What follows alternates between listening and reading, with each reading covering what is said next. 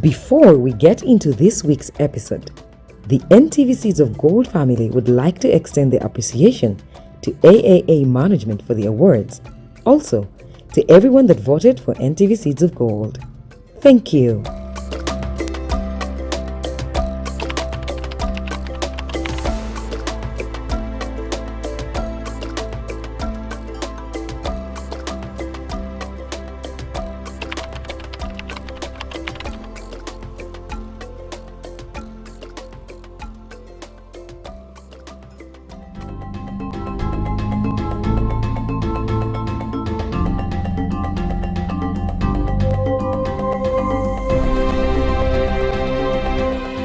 Pumpkins are a delicacy that can be grown and enjoyed almost all over this country.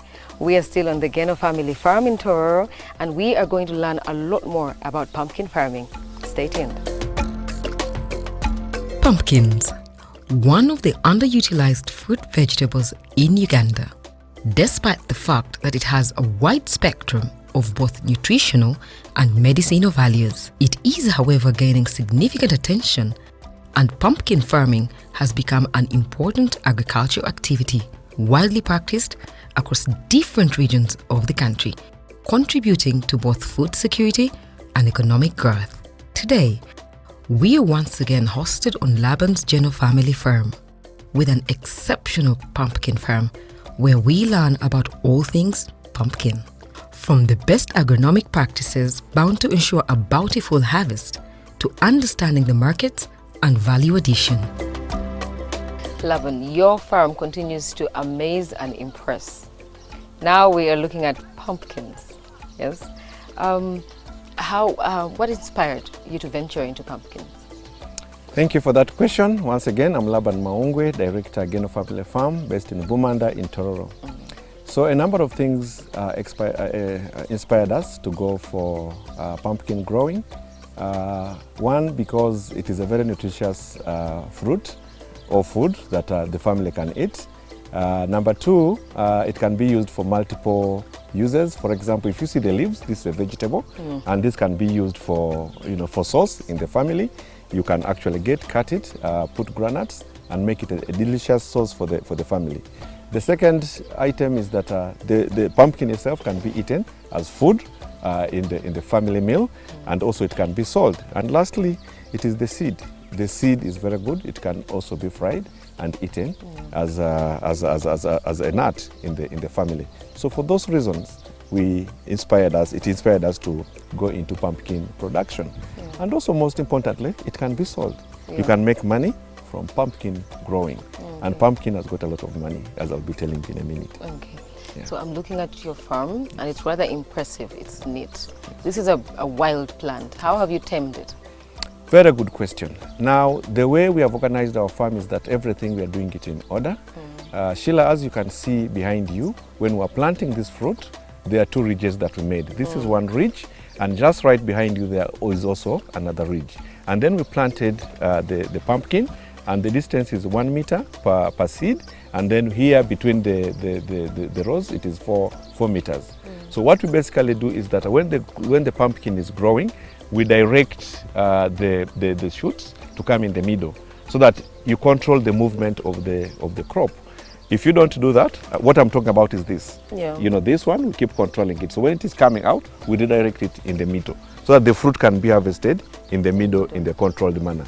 And we also control it, we plant it in this manner, so that it's easy for you to manage and maintain the crop in terms of spraying and also in terms of weeding. So it becomes very easy for you also to look at the crop and see which one needs your attention.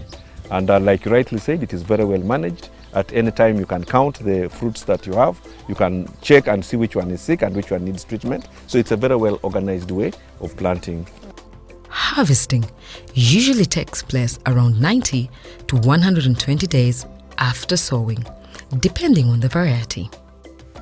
Farmers look for signs of maturity, such as a hard rind, dull color, and dried out stems to determine the right time to harvest. They carefully cut the pumpkin from the vine, leaving a short stem attached. So how many varieties do you have here? And do tell us about them. We have two varieties. We have this one here, the Katana, F1, and then behind me there is Ajuna F1. These are exotic breeds, and you harvest like 2 times and then you change the crop. So one of them is black and one of them has multiple colors. This one, as you can see, it has got multiple colors, and then the other one is black. The beautiful thing about them is that when you plant from one seed, you can get about 3 to 5 fruits out of each. And so in here, we planted 40 seeds per row, meaning that 40 times about 5 will have about 200 pumpkins from this row alone, and there are 4 rows. So if you multiply 200 times 4, you have about 800 pumpkins. And the market price right now for a pumpkin, which is as big as this, is between 3,000 to 5,000 shillings. So it can make good money. So from this alone, you can expect to get over 1 million shillings. Pumpkins are generally resistant to many pests and diseases. However, farmers must monitor their crops regularly and take preventive measures, as we learn from Laban. Now, these varieties, as you have seen from our signage here, it is resistant to most of the common diseases. It is rarely attacked by most of the diseases, but what we observed here is the flies, the flies. And the flies, we control them. If you can look over there, we have fly traps all over the garden. That is the major disease that attacks pumpkins. Yeah. Other than that, this variety is resistant to most of the diseases that attack them. As the pumpkin plant grows, farmers may provide additional support, such as trellising or using stakes to keep the vines off the ground. This helps prevent rotting and facilitates better airflow around the plants. So getting about 1 million shillings from what you have so far, how many seasons do these have, and how much can someone yield within a year? Yeah, so good question. Basically, this is our first trial. And again, for us, we are knowledge-based. We are putting this as a trial so that we see its performance, so that next season we can plant. So basically, the market is around. People from Kenya come and buy. We have also just got a potential off-taker who is going to contract us to supply him with pumpkins. He actually exports, and is promising to offer us 1,500 per kilogram of pumpkin.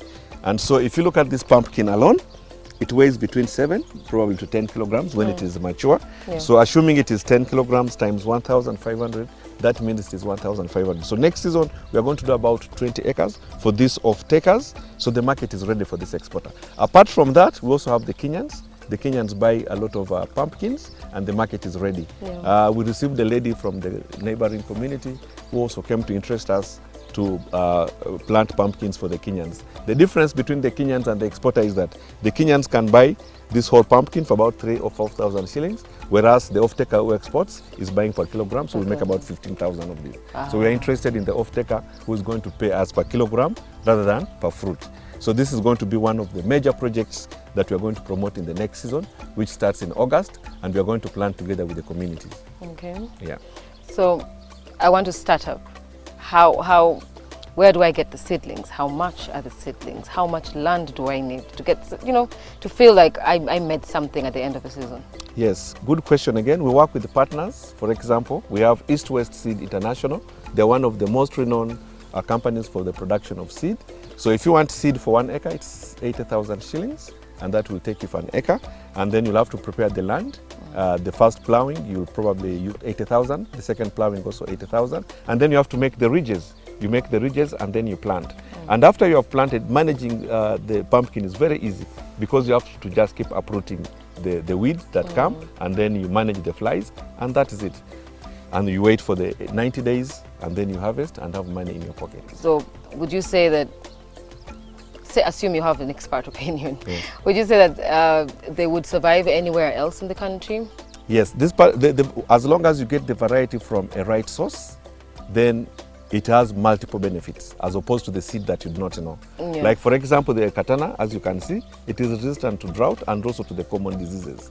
So in the eastern part of this country, where sometimes we face harsh drought, this fruit will survive and will ensure that you make the money.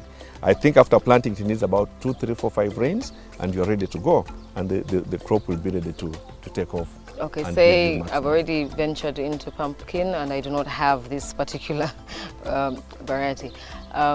What are some of these common diseases you keep hinting on? Yes, the most common one is the flies, because they keep attacking the fruit when it is still young, and once they bite the fruit, then the fruit rots, and then you lose money. And again, for us, we are not going for the local ones because the market is very sensitive and they want you to plant what they require, and that is the direction that we are taking. We do not want to plant what we do not know, but we want to plant what has been proven, what the market requires, and what will be taken from the customer.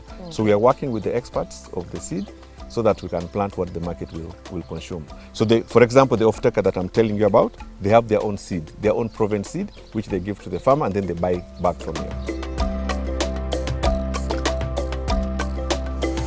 Pumpkin farming in Uganda offers various opportunities for value addition, which can enhance profitability, some of which include pumpkin processing. Process pumpkins into various products such as pumpkin puree, pumpkin juice, pumpkin soup, and pumpkin paste.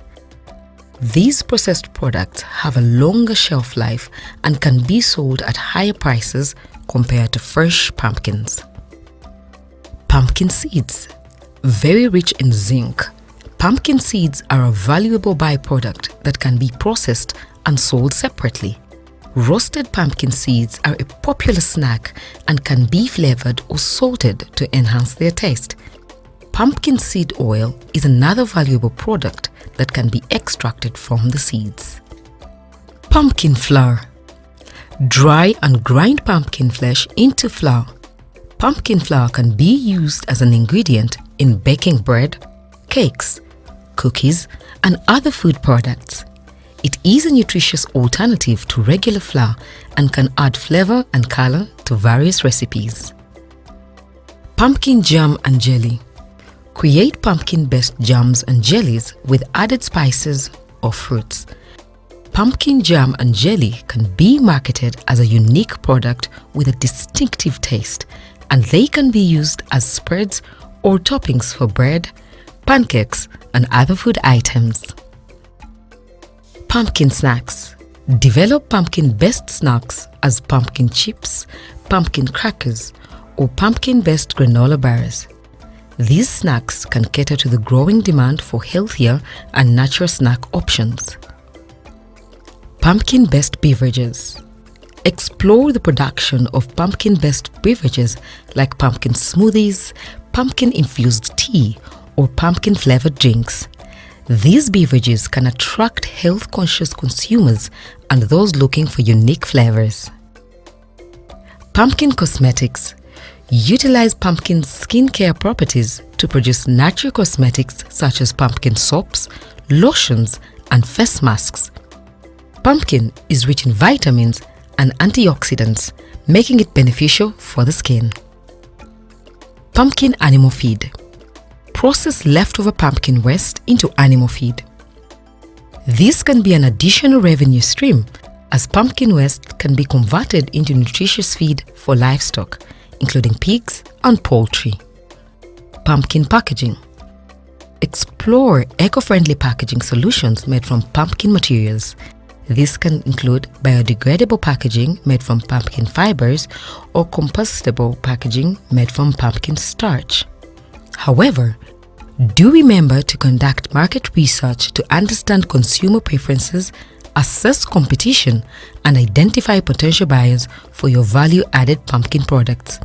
Additionally, ensure that you comply with all relevant regulations and quality standards when processing and selling your value-added pumpkin products.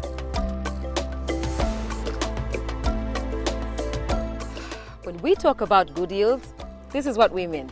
We'll take a short commercial break, and when we return, the experts will let us know how to achieve this.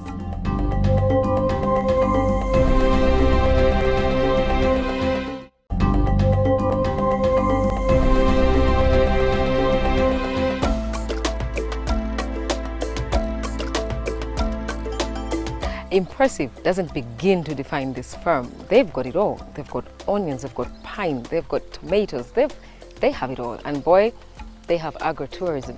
Let's take a walk and have a great time. This farm is full of beautiful things. Yeah. After 3 visits on this farm, one would think we would tire of it. But alas, that is simply impossible. We get to meet Laban's other half, Helen, who has tapped into the agritourism enterprise, and I must admit, a stay here would be more than worth it. So now this is where Eden is. You'll just come and pick a fruit and enjoy your stay. Have a great time. You won't be punished. Helen gave us a tour of the agritourism realm of the farm. If the warmth in her voice and hospitality won't steal your heart, what she has to offer definitely will. Early morning before the sun is too hot, Yeah. you can lie here Relax. on the hammock, and you just swing, listen. Be it a work retreat, friends getaway, wedding, birthday party, Geno Family Farm has got you covered. Skilling, education, entertainment and relaxation. Finding that in one place, that is quite rare. But agritourism in Uganda is picking up, and Geno Family Farm is not sticking behind. With me, I have Helen, who is going to tell us a little bit of what's going on this farm in regards to agritourism and what they have to offer. Helen, it's nice to have you on the show. Thank you, Sheila.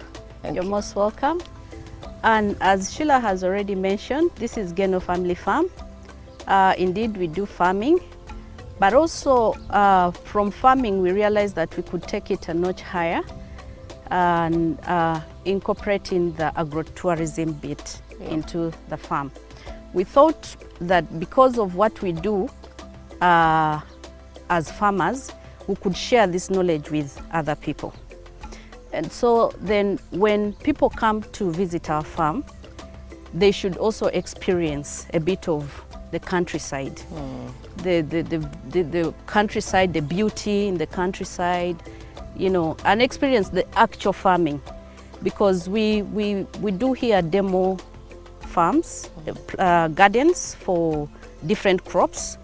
It's one of the takeoffs for people, the learning areas. So we take them around, they go and learn how to do farming. They get inspired and they go back and try and do that as well. Yes. So what does your agritourism sector have to offer? In our agrotourism, we have camping as one of the activities that we do here. We also have team building activities that we do here. We also have the swings that most people, when they come, they get so interested in going to the swings. Yeah. We also we have a lot of hammocks where people just come and relax and meditate and, you know, have a bit of fun. And that cuts across for both the children and the adults. So in our camping, we have the tents that people can come and hire if they want to sleep over. And then we also have other accommodation where people can come and book accommodation to stay. Stay on the inside. Yes. So what are the packages? Say I want to come here but I have no tent, and you're going to provide the tent, because I would like to believe that it's bed and breakfast, yes? Yes, Sheila, it is bed and breakfast. We do have the tents that we give to our guests when they come, and we charge per tent 40,000 per night. Yes, and if it's a couple, we charge double for that, so that makes it 80,000.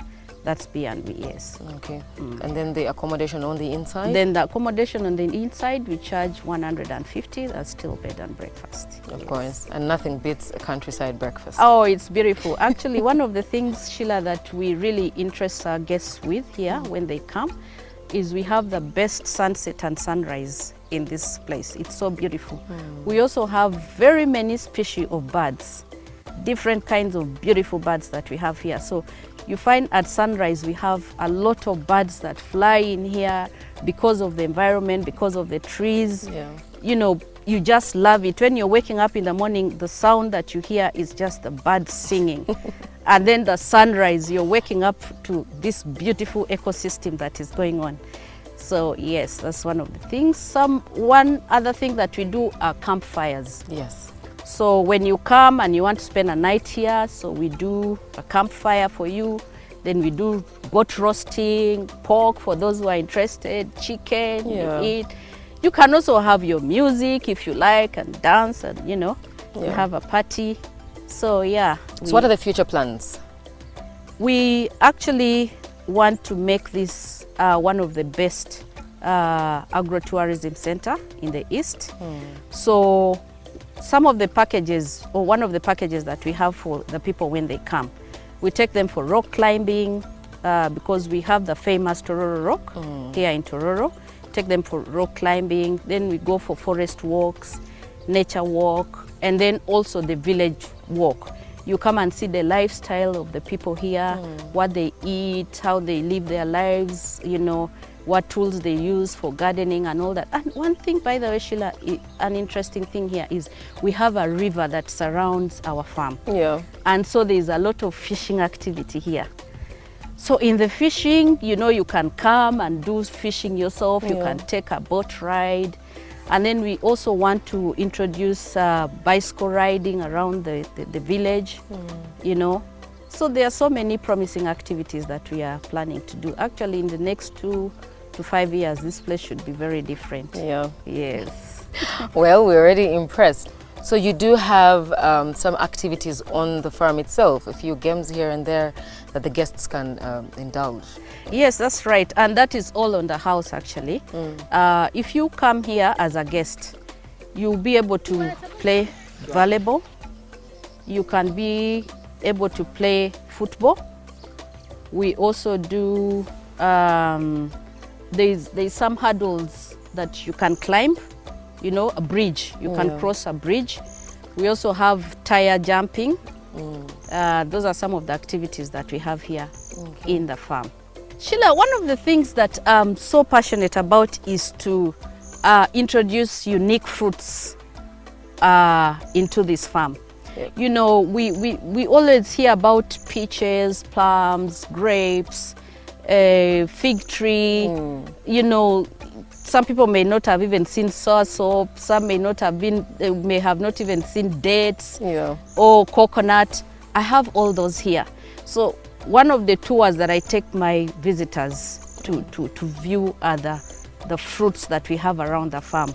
So, you know, all those that I've mentioned above, we actually have those fruits here. The kiwis, the grapes and all that. So in about 1 or so years to come, they will all be fruiting and people will just walk in and just pick a fruit and enjoy. On the house. On the house.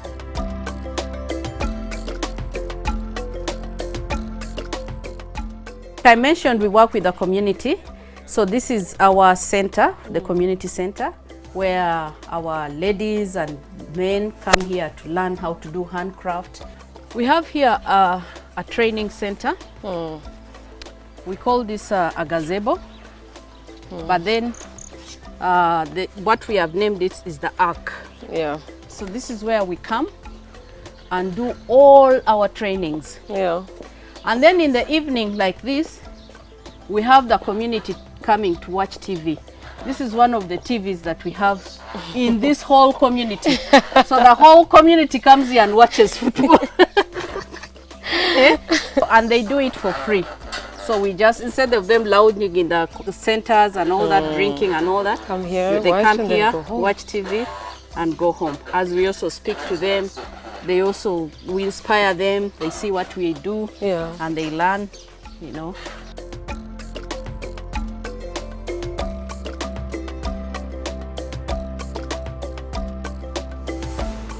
Well, if you're in Tororo and looking to have a great time on a big farm, you know where to go. Geno Family Farm. Thank you for watching our show. That's it for today. See you next week.